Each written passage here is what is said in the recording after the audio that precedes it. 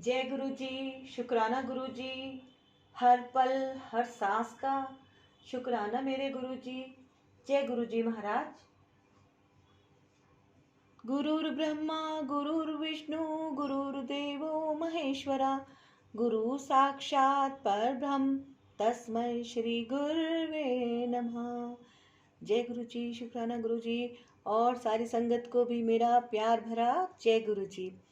संगत जी, आज हम पहुंच गए हैं पार्ट 20 पे और अब आप गुरु जी का जयकारा करें, जोर से बोलिए जय गुरु जी। शुक्राना गुरु जी। जय गुरु जी महाराज। तो आज मैं ये वीडियो स्टार्ट कर रही हूँ पार्ट 20। तो आप सभी लोग गुरु जी में इतने प्यारे स्वरूप में ध्यान लगाइए, उनके दर्शन कीजिए। बहुत ही दिव्य स्वरूप है ये, और ये मुझे एक ब्लेसिंग में मिला था और बस इसी स्वरूप में गुरुजी ने मुझे सपने में भी दर्शन दिए और मुझे दिव्य आभा पढ़ने का एक छोटा सा आदेश दिया। और मैं बहुत ही ज़्यादा अपने आप को भाग्यशाली मानती हूँ कि इतना प्यारा मुझे कार्य सौंपा गया गुरुजी के माध्यम से, और अब मैं अपना कार्य पूरी श्रद्धा के साथ कर रही हूँ और आप सभी इसका लाभ उठाएं। और गुरुजी ब्लेसिंग कल्याण कित्ता, ये गुरुजी का जो चैनल है इसे ज़रूर सब्सक्राइब करें, वीडियो को ज़रूर शेयर करें ताकि आपके माध्यम से अन्य भक्तों का भी कल्याण हो, नई नई संगत और जुड़े गुरुजी की, है ना। तो हमें जो है गुरुजी की तो करोड़ों संगत है, हम क्या जोड़ सकते हैं, लेकिन मन में मेरा ऐसा संकल्प रहता है कि ज़्यादा से ज़्यादा लोगों को मैं गुरु जी के चरणों तक पहुंचाऊं और उनका भी कल्याण हो जैसे मेरा हुआ। तो संगत जी, आज हम पार्ट 20 का पाठ करने जा रहे हैं, आप मन लगाकर सुने। तो गुरु जी आज्ञा दीजिए। ओम नमः शिवाय शिव जी सदा सहाय, ओम नमः शिवाय गुरु जी सदा सहाय, ओम नमः शिवाय शिव जी सदा सहाय, ओम नमः शिवाय गुरु जी सदा सहाय, ओम नमः शिवाय शिव जी सदा सहाय, ओम नमः शिवाय गुरु जी सदा सहाय। जय गुरु जी। माँ के आंसू पहुँचे। 1998 में लाल परिवार का सब कुछ बदल गया। दिल्ली छावनी क्षेत्र में उनके बड़े पुत्र की दुर्घटना में मौत हो गई थी और श्री कंवरलाल की पत्नी इस मानसिक आघात से बहुत विचलित हो गई थी। फिर परिवार के एक मित्र श्री प्रेम सिंह सिंगापुर में भारत के भूतपूर्व राजदूत अचानक एक दिन उन्हें मिले। स्वाभाविक रूप से उन्होंने परिवार के बारे में पूछा तो उन्हें इस अनहोनी घटना की सूचना भी दी गई। लाल परिवार से अनभिज्ञ प्रेम सिंह गुरुजी के अनुयायी थे और उन्होंने उन्हें गुरुजी से मिलने की सलाह दी। कंवर एम्पायर स्टेट में एक दिन सुबह पहुंचे और उन्होंने राजदूत का परिचय पत्र दिखाकर गुरुजी से मिलने की इच्छा व्यक्त करी। द्वार पर ही एक भक्त सुदामा ने उनको रोका और कहा कि यह गुरुजी से मिलने का समय नहीं है और वह शाम को आए। कंवर ने पुनः आग्रह कर सुदामा को वह कार्ड गुरुजी को दिखाने को कहा, पर सुदामा अप्रभावित रहे और व्यथित पिता को बोले कि गुरुजी की संगत शाम को होती है, उसमें अनेकों राजदूत आते हैं, अतः वह भी शाम को ही आए। कंवर वापस चले गए और उन्होंने अपने मित्र से बात करी तो उन्होंने भी शाम को जाने को कहा। संध्या को कुंवर को उनके मित्र प्रेम सिंह एम्पायर स्टेट के बाहर प्रतीक्षा करते हुए मिले और वह दोनों अंदर गए। गुरुजी ने कंवर को अपनी व्यथा व्यक्त करने का अवसर दिया। पत्नी के उपचार के लिए उन्होंने अभिमंत्रित ताम्र लोटे से जल ग्रहण करने को कहा। फिर जैसे सदा होता आया है वह जल ग्रहण कर कंवर की पत्नी 15 दिन में ही स्वास्थ्य की राह पर चल पड़ी। उन्होंने रोना बंद कर दिया। उनका निम्न रक्तचाप सामान्य हो गया और उन्हें स्वास्थ्य प्रतीत होने लगा। मई 2000 में परिवार ने गुरुजी के पास आना आरंभ कर दिया। परिवार कुछ दिनों के लिए मनाली गया था। जब वह वापस दिल्ली आए तो कंवर को पता लगा कि उन्हें स्थानांतरित कर नया कार्य सौंप दिया गया है। अब उन्हें अंतर्राष्ट्रीय विमान पतन छोड़कर 15 जुलाई से नई दिल्ली में सीमा शुल्क भवन में बैठना पड़ेगा। सतगुरु के पास जाने पर उन्हें पुनः छुट्टी पर जाने का सुझाव दिया गया। यह घटना 24 जून 2000 की है। उस समय तक कंवर के मन में गुरुजी के लिए पूर्ण विश्वास जागृत नहीं हुआ था, ऐसा वह अब कहते हैं। उनकी अवहेलना करते हुए कंवर ने कार्यालय जाना आरंभ कर दिया।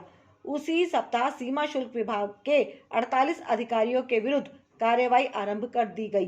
कंवर भी उनमें से एक थे। यदि उन्होंने गुरुजी का कहा माना होता तो उनका नाम नहीं आता।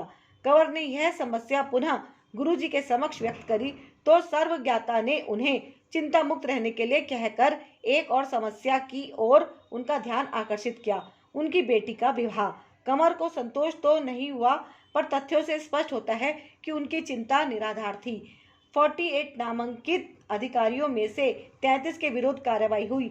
सूची क्रम में कंवर और उनके नीचे के समस्त अधिकारियों का नाम नहीं लिया गया। तत्पश्चात उन 33 अधिकारियों पर अभियोग लगाते समय भी कंवर का नाम कहीं नहीं था। विवाह के लिए गुरुजी मध्यस्थ बने। गुरुजी के कहने पर कंवर ने अपनी बेटी के लिए वर ढूंढना आरंभ कर दिया।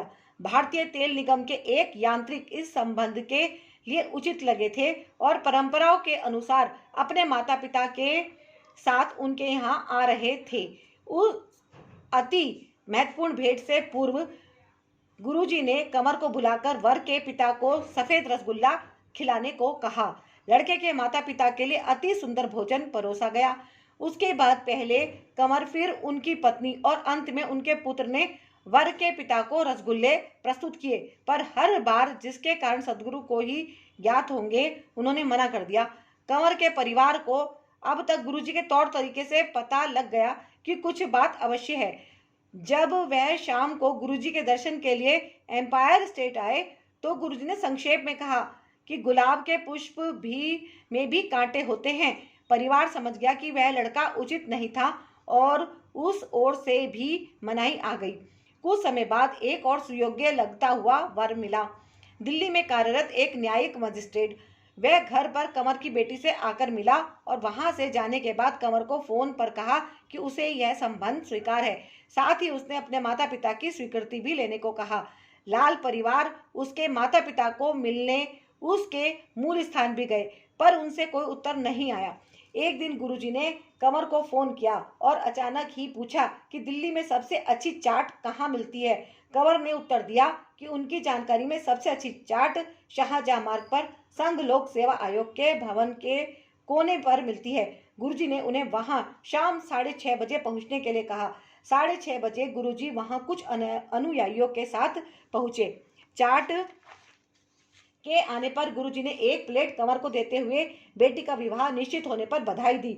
उपस्थित अनुयायियों ने भी ऐसा ही किया। कंवर को समझ नहीं आ रहा था कि क्या हो रहा है, क्योंकि केवल उन्हें पता था कि लड़के वालों से पिछले 2 माह से कोई उत्तर नहीं आया था, किंतु शीघ्र ही वह समाचार भी आ गया।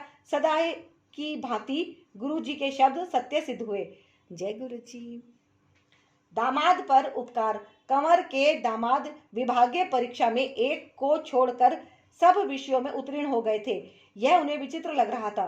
कंवर ने इसका उल्लेख गुरुजी से किया। सतगुरु ने उत्तर दिया कि उससे तो सब विषयों में उत्तीर्ण हो जाना चाहिए था और हो जाएगा। कंवर को लगा कि गुरुजी संभवतः किसी की ओर संकेत कर रहे हैं जिसने उनके दामाद की उन्नति में बाधा डाली है। शीघ्र ही उच्च न्यायालय के न्यायाधीशों के पूरे समुदाय ने उनके दामाद की परीक्षा की समालोचना करी। उनकी कार्यशैली और वार्षिक गोपनीय रिपोर्टों के आधार पर उनके पक्ष में निर्णय लिया और उत्तीर्ण घोषित कर दिया। जय गुरुजी। शुक्राना गुरुजी। पुत्र रक्षा। कंवर के पुत्र रोहित को गुड़गांव से बाहर सोहना पलवल मार्ग पर स्थित एपीजे यांत्रिक महाविद्यालय में प्रवेश मिलने के बाद वहां के छात्रावास में स्थान नहीं मिल रहा था। अपने एक पुत्र को दुर्घटना में खोने के बाद कंवर उसे प्रतिदिन 65 किलोमीटर दूर की यात्रा कराने में हिचक रहे थे, पर गुरुजी ने आश्वासन दिया। फिर जैसे नियति थी, एक दिन जिस गाड़ी में वह यात्रा कर रहा था, एक ट्रक से दुर्घटनाग्रस्त हो गई।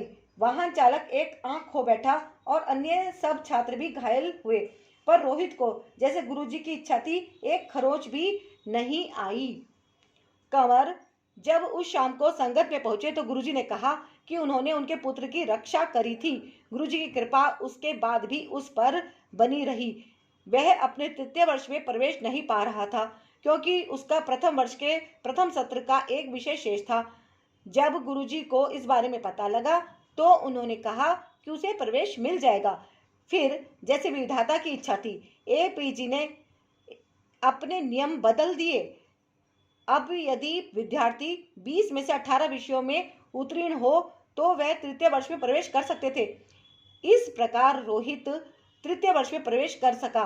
यह वास्तव में गुरु कृपा ही थी, क्योंकि अगले वर्ष एपीजी ने पुनः पुराना नियम घोषित कर दिया। स्पष्ट है कि नियमों को सतगुरु की अभिलाषा अनुसार बदलना पड़ता है। जय गुरु जी, शुक्राना गुरु जी, अनंतम शुक्राना गुरु जी। शल्य क्रिया बिना उपचार।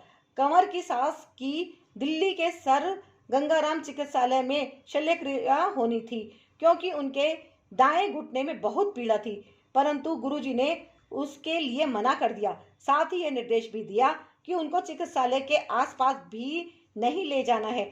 सतगुरु ने पुनः अभिमंत्रित ताम्र लोटे का उपचार करवाया, जिससे चमत्कार हुआ। उनके घुटने की वेदना 1 माह में समाप्त हो गई और वह उसे पहले जैसे हिला डुला भी सकती थी। कंवरलाल दिल्ली द्वारा कथित। जय गुरु जी, शुक्राना गुरु जी, अनंतम शुक्राना गुरु जी। जय गुरु जी महाराज। संगत जी तो आपने सुने, ये जितनी भी पुरानी संगत है गुरु जी के समय की, ये उनके सारे सत्संग इस दिव्य आभा में लिखे हुए हैं और मैं उनका पाठ कर रही हूँ गुरु जी की आज्ञा से।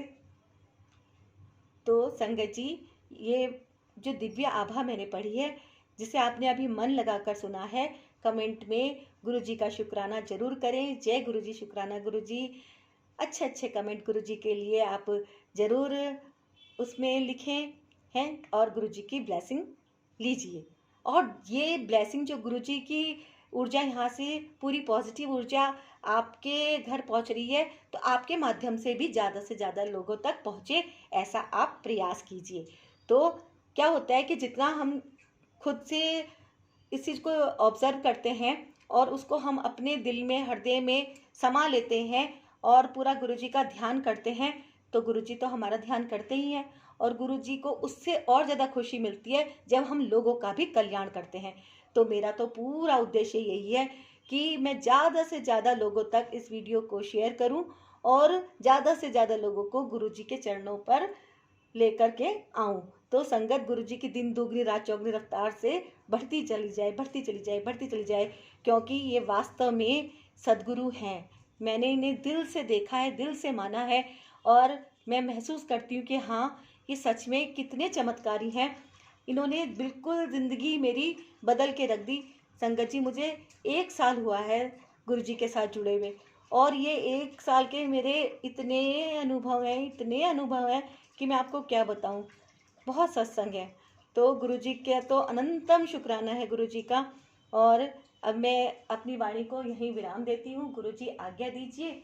और संगत जी, गुरुजी ब्लेसिंग कल्याण कित्ता चैनल को अगर आपने अभी तक सब्सक्राइब नहीं किया है तो सब्सक्राइब कीजिए, वीडियो को लाइक कीजिए, शेयर कीजिए, है ना, कमेंट कीजिए। और अब मैं चलती हूँ। जय गुरु जी, शुक्राना गुरु जी, अनंतम शुक्राना गुरु जी, हर पल हर सांस का शुक्राना गुरु जी। जय जय गुरु जी।